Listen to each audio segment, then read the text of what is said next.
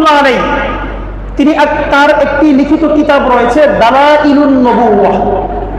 এই কিতাবের মধ্যে তিনি উল্লেখ করেন, একটি হাদিস বর্ণনা করেছেন। হাদিসটি হলো আন ফাতিমা বিনতে আব্দুল্লাহ, ফাতিমা বিনতে আব্দুল্লাহ রাদিয়াল্লাহু তাআলা আনহা থেকে বর্ণিত।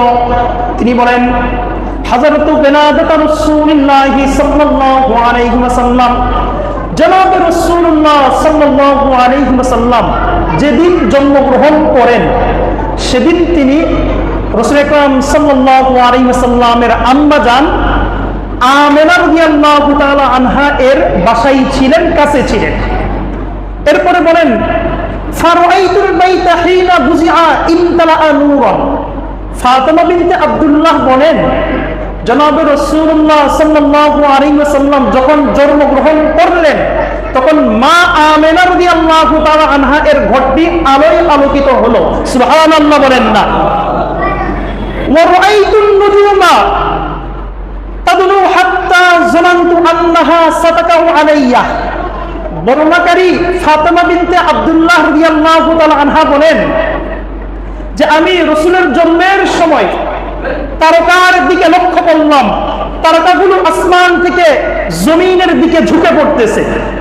তিনি বলেন, আমার মনে হচ্ছিল যে আমার মাথার উপরে এসে তারকাগুলো পড়বে। সুবহানাল্লাহ বলেন না। তাহলে রাসূলের জন্মের দিনে যে ঘরে তিনি জন্মগ্রহণ করেন সে ঘরটি আলোয় আলোকিত হয়েছিল।